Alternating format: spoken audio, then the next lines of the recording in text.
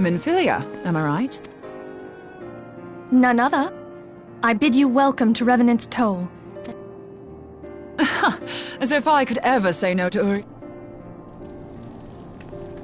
Moonbreeder is an accomplished Sharlayan scholar and an authority on ether. She has played an invaluable role in our search for a means to capture us. Charmed, I'm sure.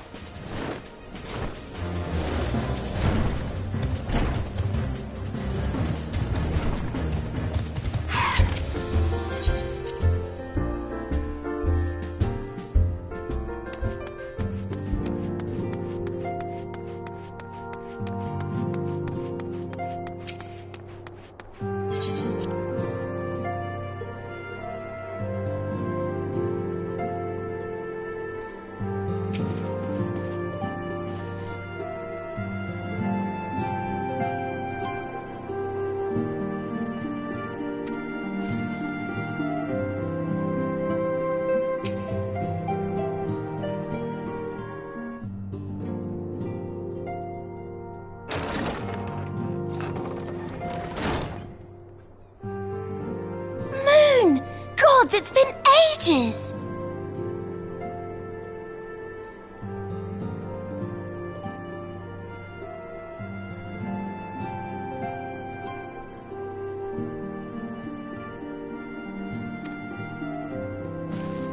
Oh, longer, sister!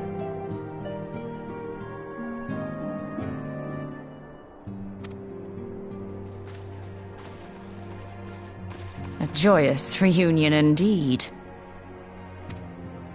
Well, of course it is. Moon and I are like twin sisters. Save in appearance and aptitude.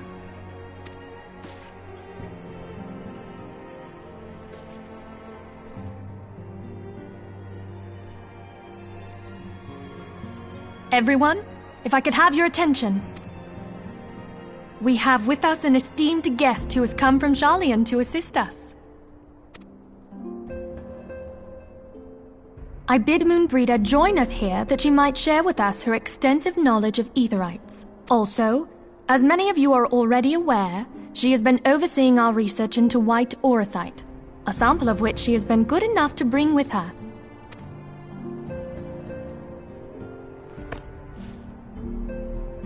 Well, I had to come, didn't I? You'd have to be bloody daft to turn your nose up at a chance like this. Where better to conduct my final tests than a land so steeped in ether you can taste it? 'Tis plain the passage of the years hath done little to dampen thy youthful spirits, and nothing at all to reform thy youthful manner.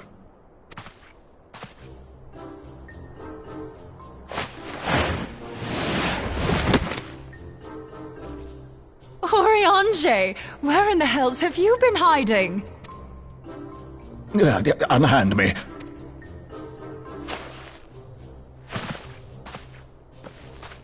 I come all this way, and that's what you have to say to me.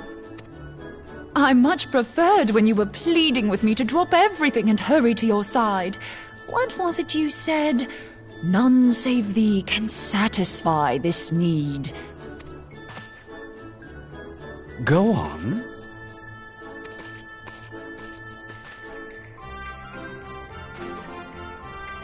Thine artless attempts to misrepresent mine all too innocent motives do thee little credit. Mine intent, as well thou knowest, was but to impress upon thee the gravity of the circumstance. Lest thou doubt, a deiform entity shall shortly be summoned, save if thou and no other grantest my compeers thine aid. You still haven't found it, then? Your missing Aetherite? We have not. No. We know that Iceheart teleported to an aetheryte not far from the first. Yet even after careful analysis, we could not locate the second beacon. We now suspect that the heretics destroyed the second aetheryte to impede our pursuit.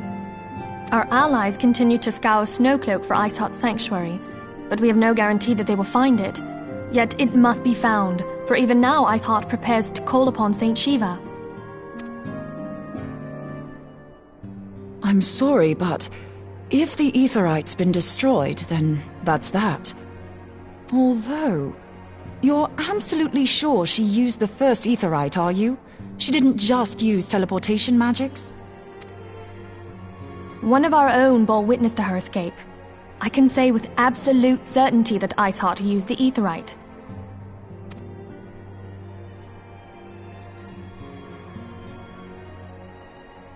In that case, there might be a way, so long as the ethereal current is still flowing. Truly? How? We use the current to recreate the beacon. As you know, aetherites are a bit like lighthouses. We use them to reconstitute our physical forms when crossing the ethereal sea. Without them, we'd lose all sense of direction and our essence would dissipate. However, we don't rely solely on these beacons. There are currents of ether which flow between them, currents which help guide us to our destination. Now, these currents will gradually dwindle away to nothing if an aetherite is destroyed.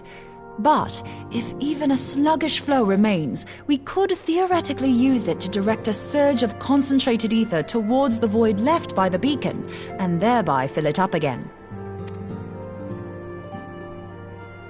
Like opening the floodgates to fill a dry riverbed.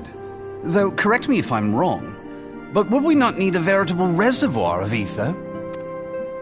In concert, we might manage to channel a sufficient volume, yet that is not my chief concern.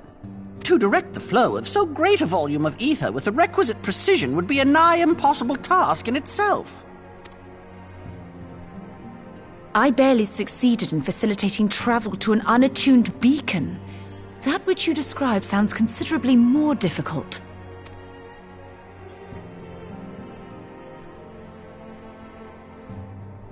And dangerous. Every person who has attempted to teleport in this fashion has died in the process. They, however, did not have white auracite at their disposal. I can use it to channel all the ether you can give me into the aetherite. However, white auracite cannot retain ether for an extended period of time, so we would need to infuse it immediately beforehand. Just so you know, I'd confidently give this plan better than even odds of success. And if the worst comes to worst, your people won't suffer. Though it risked the lives of our best and brightest, we have not the time to seek other options. If the ethereal current still flows, we shall carry out Moonbreeder's plan. That's the spirit. Let's roll the dice.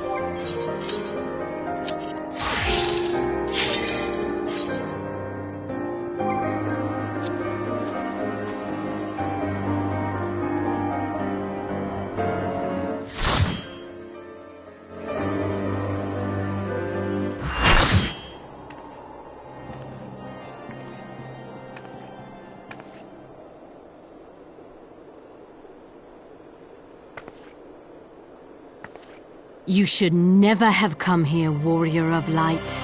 I labor only to forge a lasting peace.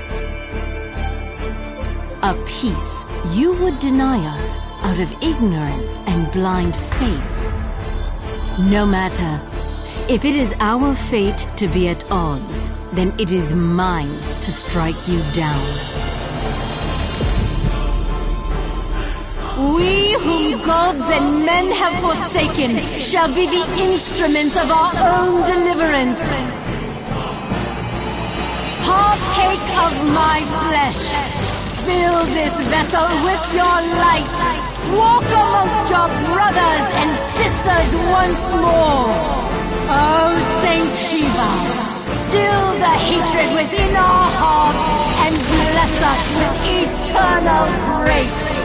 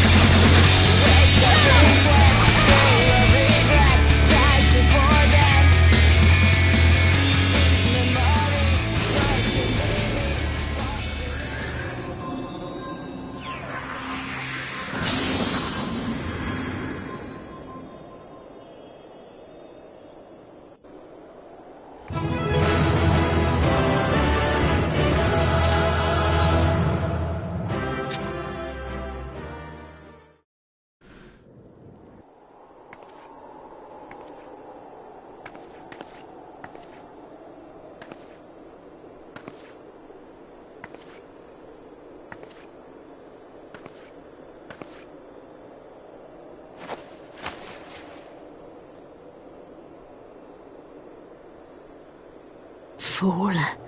Blind, bloody fool.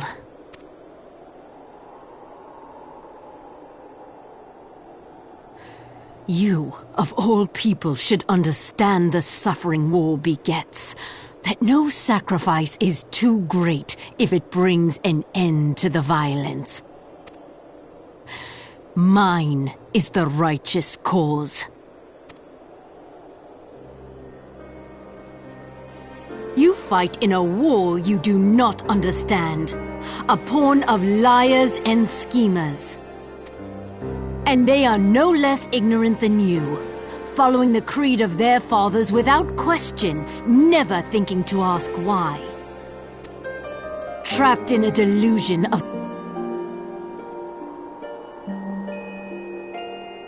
Warrior of Light, redemption is not beyond us. We who walk before may lead those who walk after. Seek the Keeper of the Lake. See with eyes unclouded.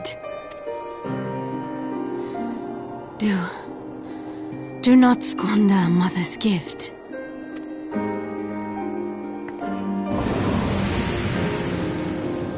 Hear, feel, think.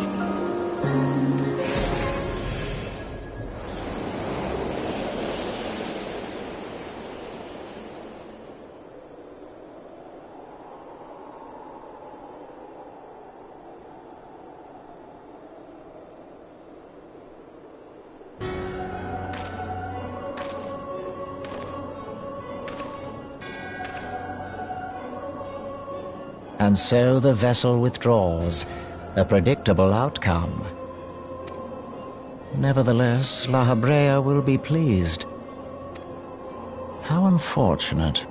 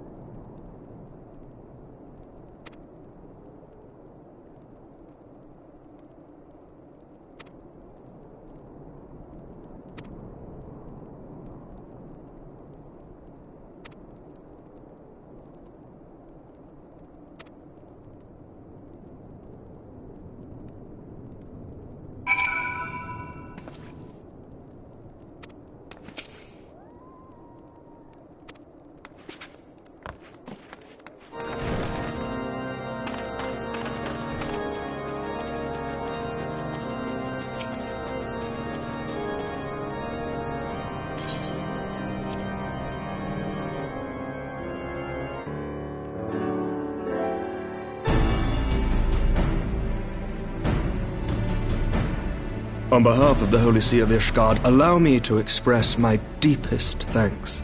Never before have we been required to contend with a primal. Indeed, there were fears in some quarters that our knights might not be equal to the task. From what we have now learned of these beings, I can say with certainty that we would have lost a great many men had the Scions not intervened. Then the argument for preemptive action should be self-evident. Perchance now you will reconsider my proposal that Ishgard move against Nautalon. Ere we first met, a similar proposal was tabled, but the Holy See decreed that we were to observe, and that military action should be taken only in self-defense.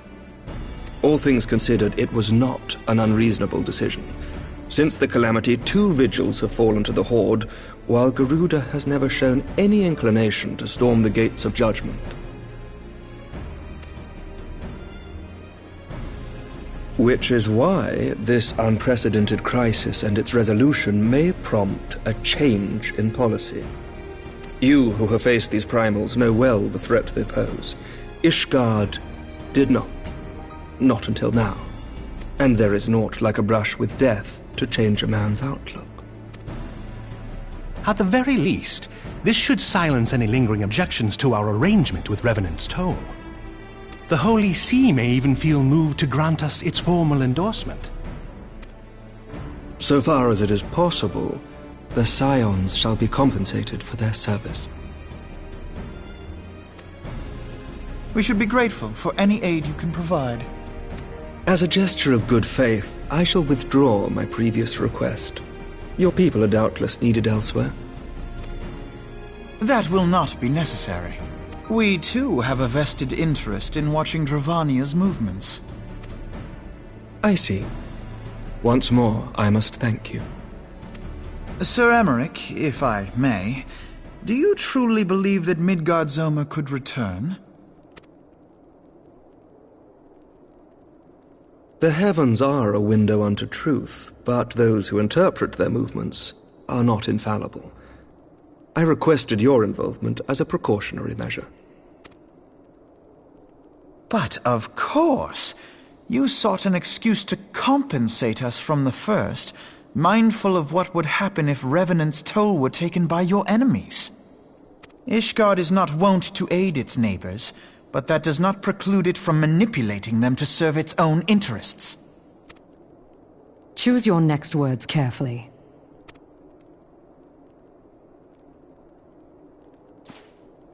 Do you know what sort of man becomes Lord Commander of the Temple Knights? One who comes from good stock. I did not. Yet here I am now. Why do you suppose that is? Because I swiftly learnt to tell the difference between words, deeds, and beliefs. You are correct, Master Leveilleur. Ishgard desires to see Revenant's Toll flourish, as it would present a troublesome obstacle to our enemies from the south. We are so glad to be of use to you. As we are to you. Ours is a mutually beneficial arrangement, lest we forget, one born of necessity. The dragons grow more restless by the day, and the heretics harry us nigh without cease. We have contended with such troubles for centuries, but there are limits to even our endurance. Yet as a pauper is loath to part with his meager possessions, the leaders of Ishgard are not wont to render up their trust to outsiders. But with perseverance on our part, they may yet be made to see the light. Nevertheless, one must take care when walking the road less traveled. Wise words, Sir Emmerich. I shall make a point to remember them.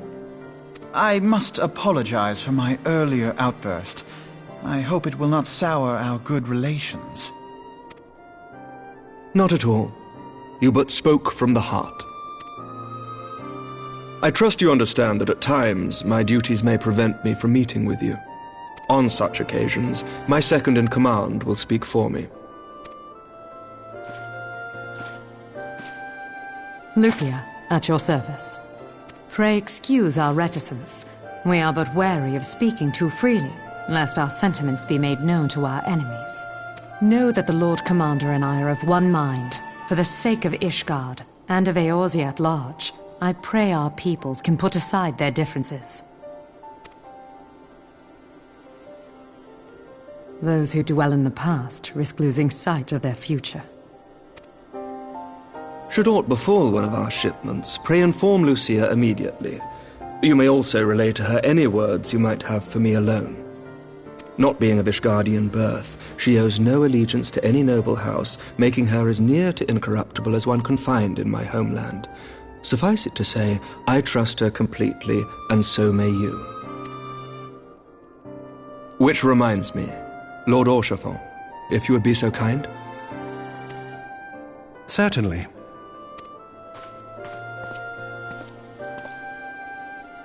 In times such as these, trust is ever in short supply. Mayhap this will go some way to rectify the problem. The results of our investigation into the heretics' recent attacks, as well as our interrogation of the merchant you detained. Sir Emmerich, I cannot thank you enough. Think nothing of it. Ishgard may be many things, but it is no friend to Garlemald. Did I not tell you to have faith, my friend?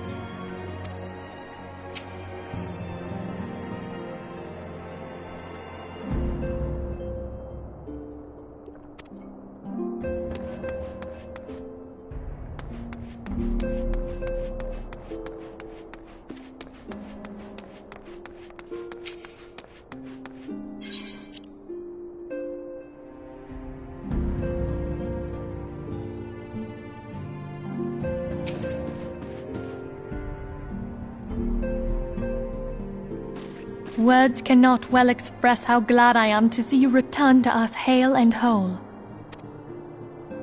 Needless to say, I am most eager to hear your account of that which occurred in Kurthis, assuming you're ready to speak of it.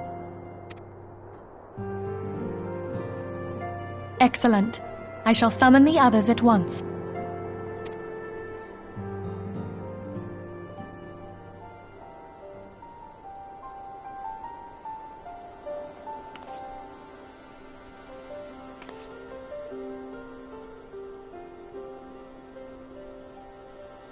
Iceheart used her own body as a vessel for a primal soul?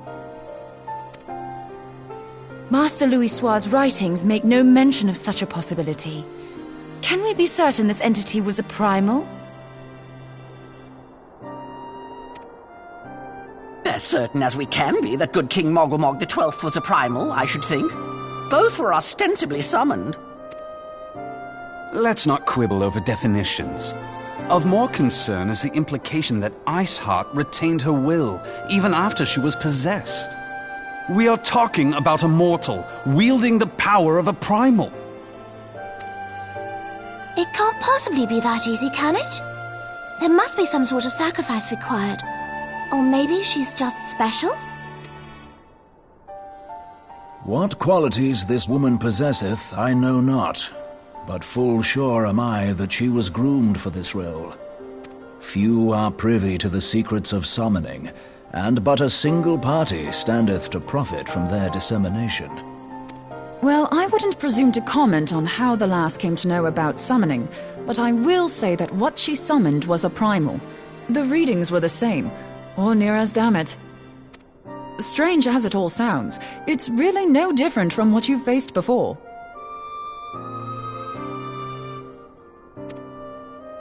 Then mayhap it is time that we re-examined our previous encounters. Pack your things, Ida. We're going back to Gridania. Yes, sir.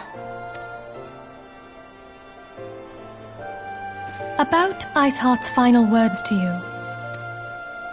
Hear, feel, think. Hydaelyn speaks to her as well. If Iceheart is blessed with the power of the Echo, she will doubtless have used it to further her goals. Or could it be that it was a revelation granted her by the Echo which first set her on this path? She did say that the Ishgardians were blind to the truth. Do you think she has knowledge of the origins of the Ishgardian-Dravanian War? It would do much to explain her unwavering conviction. Did not the Lady Iceheart implore thee to seek the Keeper of the Lake? And did she not imply that in so doing thou wouldst come to see with eyes unclouded? Midgard-Zoma was a king amongst kings who reigned for centuries on end. But he is dead and his wisdom lost to the ages. Unless the Ishgardians' fears are well-founded. It would seem we have yet another reason to stand watch over the Keeper of the Lake. For a mercy, we are well positioned to do so. Iceheart, Shiva, Ascians, and Midgard-Zoma. I shudder to think how they're all connected.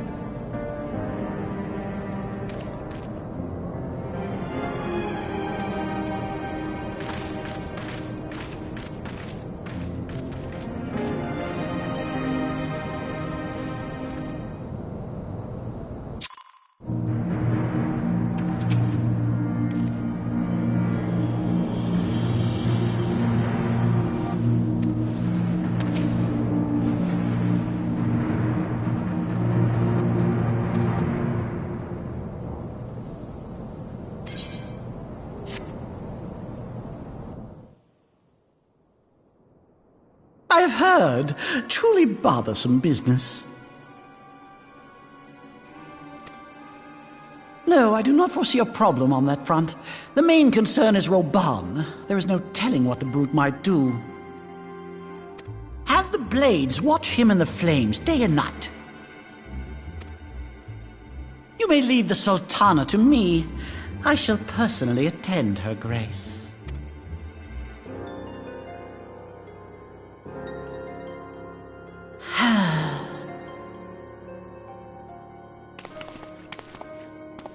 Sever one of the East Aldenard trade routes. That ought to keep Lolorito occupied for a while.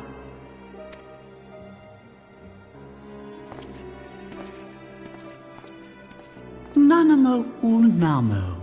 For my sake, pray be a good little Sultana to the last.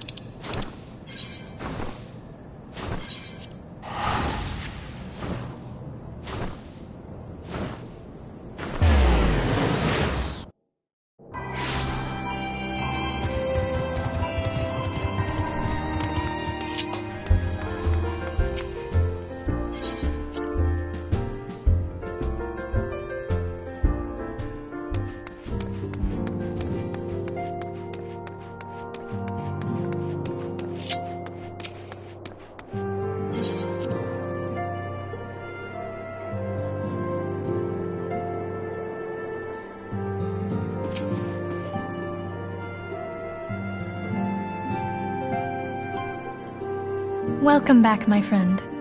I have already received word from Alfino. To think that Flame Marshal Huayu was the Garlean agent. I know not what to say. Together with Robon, Eileen lent us much-needed aid at the time of our Order's founding. She was particularly passionate about the need to tackle the primal threat. When we discussed the subject, her eyes fairly shone with determination. Whatever else she may have been, I choose to believe that it was her true self with whom I spoke then. But now is not the time to dwell on such matters. I have an important announcement to make regarding our effort to defeat the Ascians. We shall begin as soon as everyone is assembled.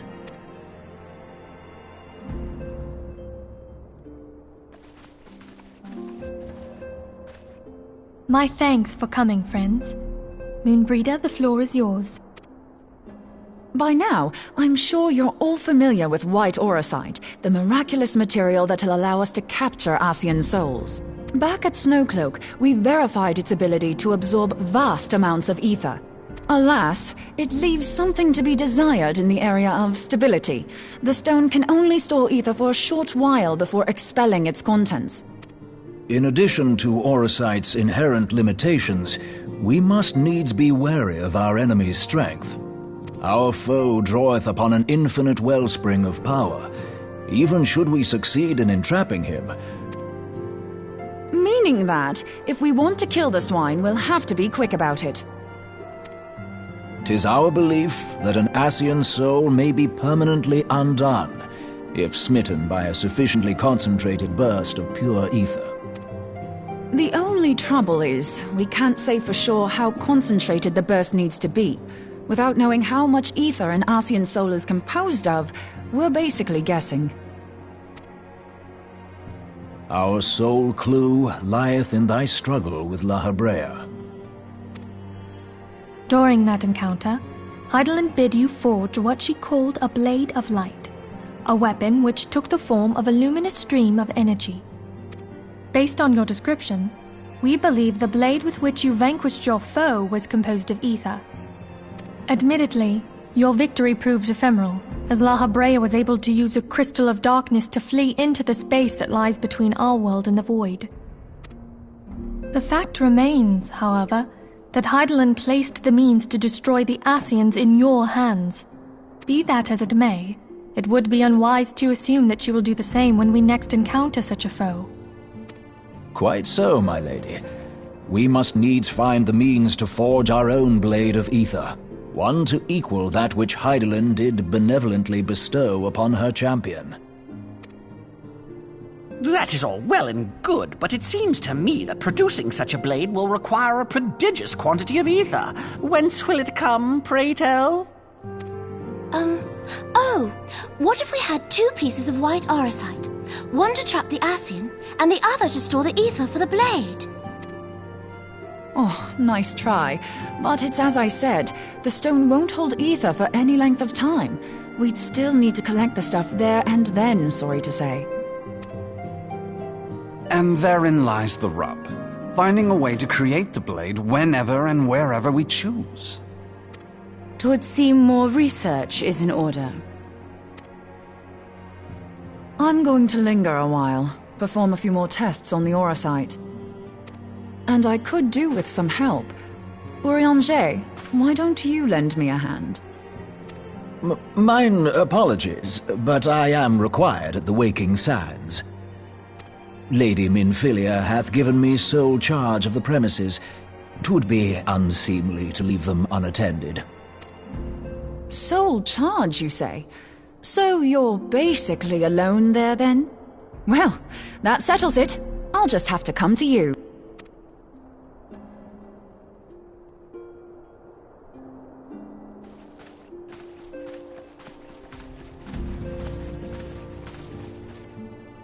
While you were afield, word arrived from the Sharlayan motherland.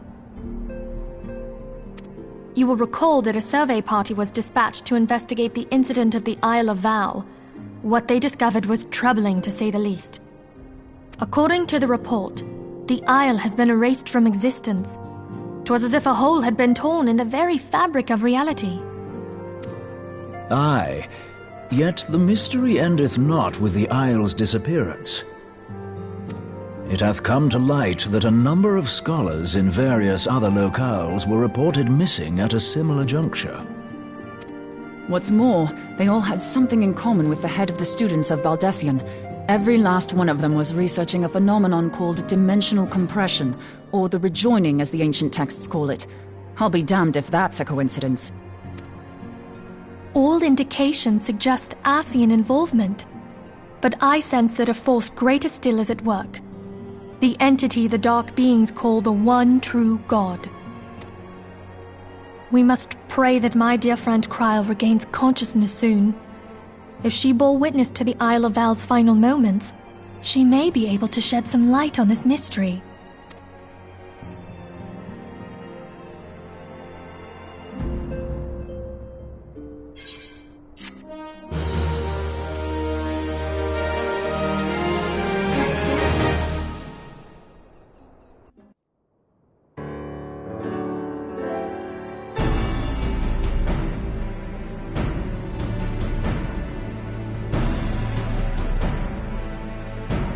Following the calamity, the forces of the 14th Imperial Legion entrenched themselves in strategic locations across Eorzea.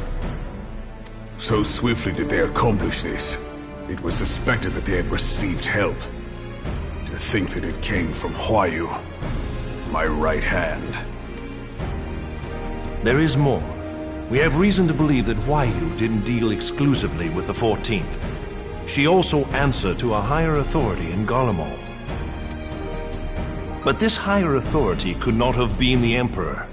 By consenting to the media project, Solus Zos Galvus showed himself to be more concerned about preventing the spread of primal influence than claiming Eorzea for the Empire. He would happily have seen the lot reduced to ash. We believe a number of high-ranking figures within the royal household were against the decision, but that they knew better than to oppose the Emperor openly. Of course, this didn't prevent them from making clandestine provisions, in which Huayu played a part. Alas, these provisions did not prevent Dalamud from falling, and the ensuing chaos changed the face of the realm forever. Yet Eorzea survived. To all intents and purposes, the Meteor Project had failed, and the Empire was left to rue its lack of a decisive means to eliminate the Primals. Until, that is, it stumbled upon the Ultima weapon. Even before the accursed thing was dug up, it seemed to me the 14th had the might to overwhelm our weakened armies. Yet they chose to hide behind their walls. Why? The Black Wolf was wary of making the denizens of Eorzea desperate, lest more primals emerge to bleed the land. The discovery of the Ultima weapon, however, emboldened him to resume his war of conquest in earnest. But there was one in Garlemald who believed that Van Belsar's actions were premature. One who stood higher in the Imperial Army's chain of command. He ordered the Legatus to halt his advance, only to find that the Black Wolf had slipped its leash, and that the 14th now acted alone. In a bid to bring Van Belsar to heel, he used the agent he had planted in Ul'dah prior to the Calamity to undermine the Legion's efforts. A man who outranks Van Belsar, yet opposed the late Emperor's decision to annihilate Eorzea. This could only be the former High Legatus of the Garlean army, now known as Emperor Varus Zos Galvus. So he was Huayu's true master. But one of several in actual fact. We've learned that even as Huayu served the Empire's interests, she sold Imperial secrets to a certain faction in Eorzea. In so doing, she helped to maintain the status quo, thus prolonging the conflict. Considering who stands to profit from war, it isn't hard to imagine who her other masters were. Seven hells! You mean to say that she was a double agent? Triple, if you consider her services to Van Belsar and the new Emperor as separate. As neatly as these pieces seem to fit, one aspect of the puzzle remains unclear to me. By whose will was the Marshal feeding intelligence to the heretics? And try as I might, I fail to see how aiding their cause would profit either her Imperial or Monetarist masters. Could it be that another hand is at work here? If so, Huayu must be made to reveal whose it is.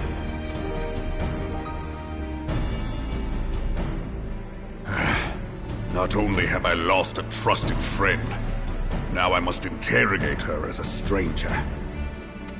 Not a pleasant task, I grant you, but a necessary one. Unless we weed out the ivy, root, stalk, and stem, it will simply grow back. I know that full well. Those closest to Huayu have already been detained, and I will question them alongside her. General, pray keep in mind that there may be unwitting abettors among them. All will be treated fairly. On that you have my word. Those who are innocent have no cause to fear. You have ever been a friend of truth, General. I hope the unpleasant task of weeding out falsehood will not detain you too long. Though it be for the sake of Eorzea, doubting one's comrades is poison to the soul. And with that, I take my leave.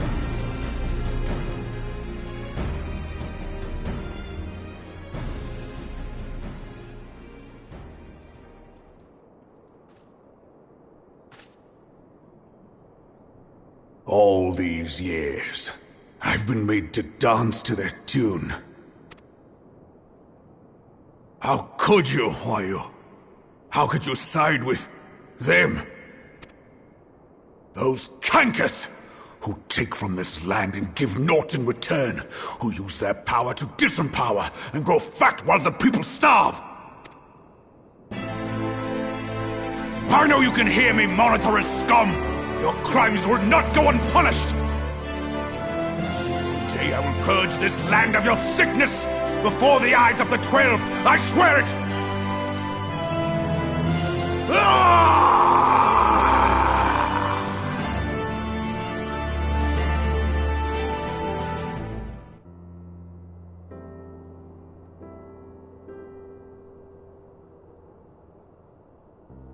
I shall have no further need of you this day. Your Grace.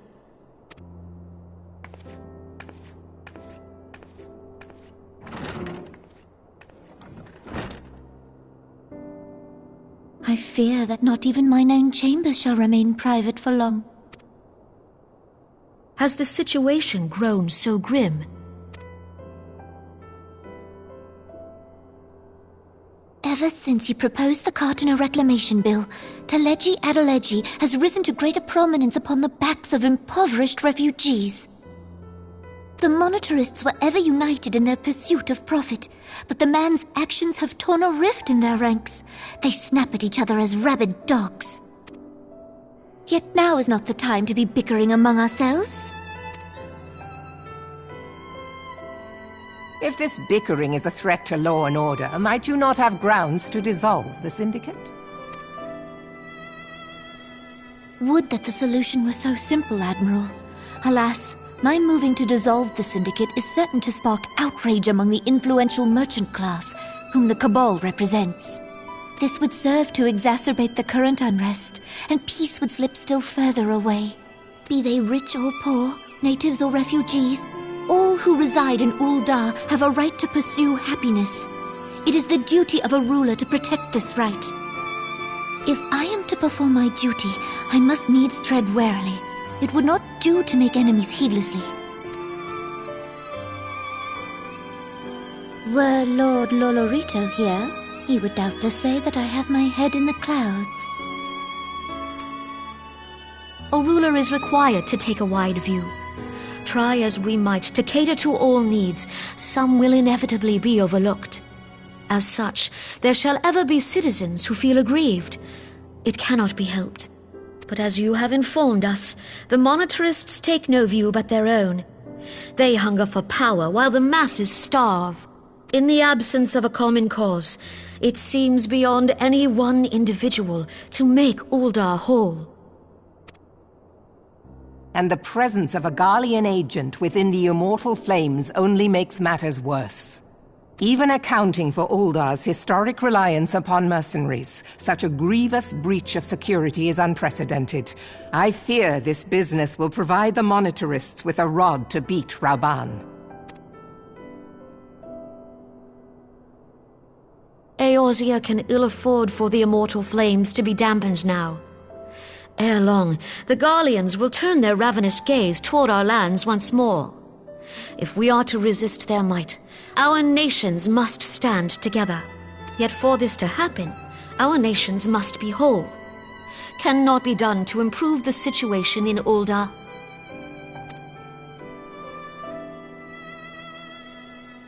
The true wealth of Ul'dah lies in the health, happiness, and hopes of her citizens.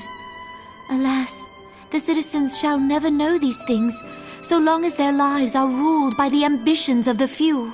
The monetarists claim to represent the best interests of the people, but in sooth they desire only to manipulate them for their own selfish ends. For the government to serve the people, it must be formed of the people. For Ul'dah to move forward, it is not only the Syndicate that must be dissolved. Nay, you jest. My friends, it was for no other reason than to make known to you mine intent that I requested your presence here. When I make my declaration to the people, chaos shall inevitably ensue. As the last monarch in the line of Ul, I make unto you this request. Help Rauban to preserve order and protect the people. Forsake them, and you forsake yourselves. For a strong Eorzea will ever have need of a strong Ul'dah.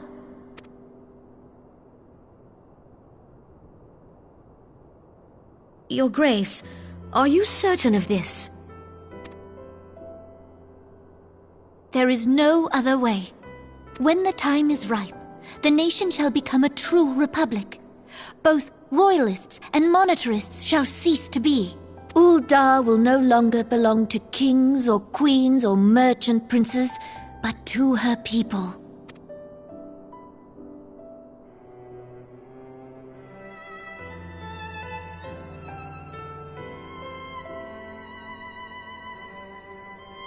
Ropan, forgive me for casting aside all that you have toiled for in my name. Beyond this gesture, I am powerless to help my subjects.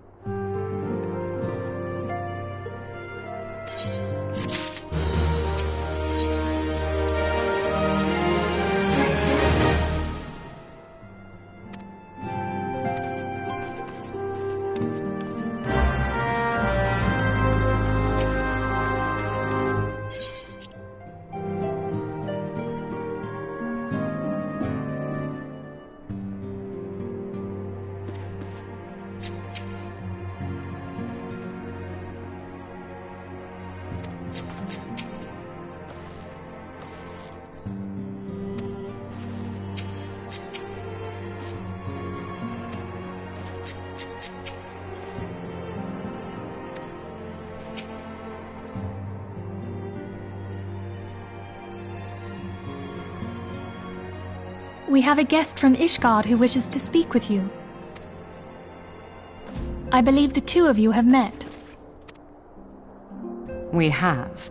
I had hoped to speak with Commander Leveilleur as well, but I cannot afford to wait any longer. The Lord Commander sent me hither to request your aid in a matter of grave import. You see now why I had Tataru summon you.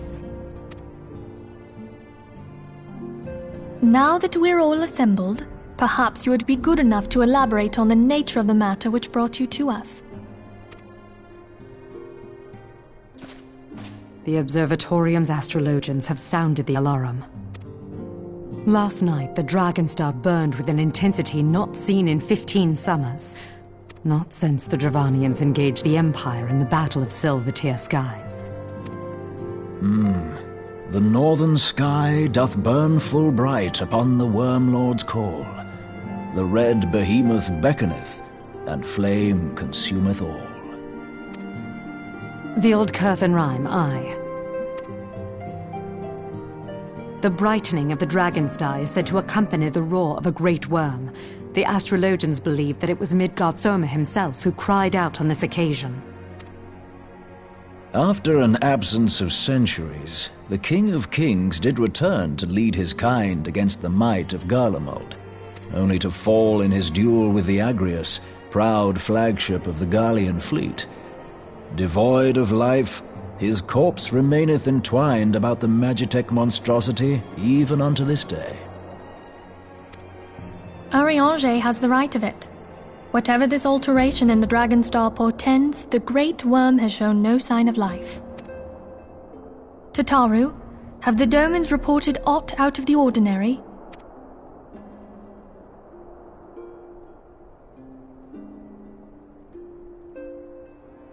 Correct me if I'm wrong, but if Midgard Zorma had roared, wouldn't we have heard it here in Revenant's Toll? Roar is but a figure of speech. Dravanians can communicate in ways beyond our ken. It is for this very reason that we are forced to look for signs in the heavens. We cannot say with any confidence that a great worm roared at all, much less that it was Midgard Zorma. Only by directly examining the Keeper of the Lake can we be certain.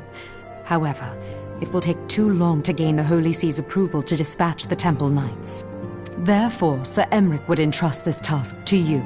Do you accept? We knew you would not disappoint us. Now, if you would excuse me, I must return and assist the Lord Commander. We have precious little time to prepare. To prepare for what, pray tell? When a great worm roars, his brethren cannot choose but answer. We prepare for battle.